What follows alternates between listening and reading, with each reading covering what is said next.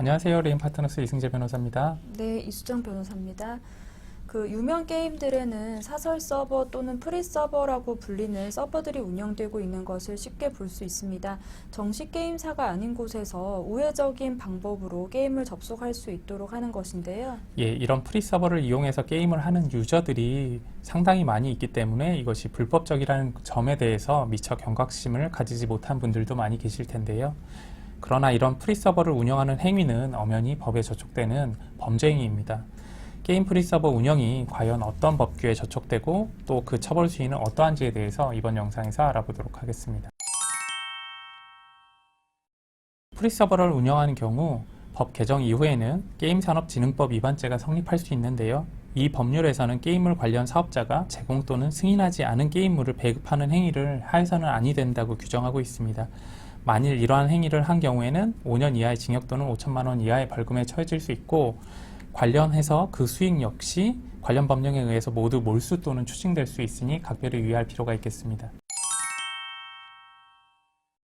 프리서버 운영은 처벌 수위의 폭이 매우 넓다고 볼 수 있습니다. 수사 단계에서부터 구속 수사로 진행되는 사건이 있는 반면에 정식으로 기소되지 않고 벌금형 약식 명령을 받고 끝나는 사건도 있을 정도로 처벌 종류가 매우 다양합니다. 예, 처벌 수위는 다양한 요소에 영향을 받지만 크게는 범행 기간, 범행으로 얻은 수익, 운영 형태에 따라서 차이가 난다고 보시면 될 것 같은데요. 만약 영리를 목적으로 조직적으로 프리 서버를 운영하였다면 처벌 수위가 매우 높아지게 되는데요.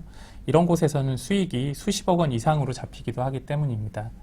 그렇지만 지인들과 게임을 즐기기 위해 취미 삼아서 이러한 프리 서버를 시작하였다가 부수적으로 영리 활동을 하게 되었다면, 그리고 이러한 점을 수사 과정이나 재판에서 적극적으로 적절하게 강조한다면 낮은 수준에서 처벌이 이루어지게 될 수도 있습니다.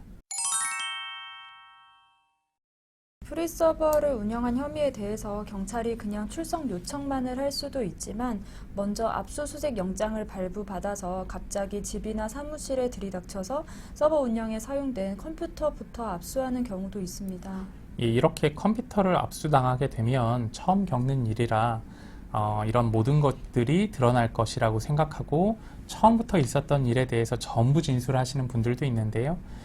그렇지만 처벌 수위를 낮추는 데 있어서 반드시 이러한 방법이 현명한 방법이라고 보기는 어려울 것 같습니다.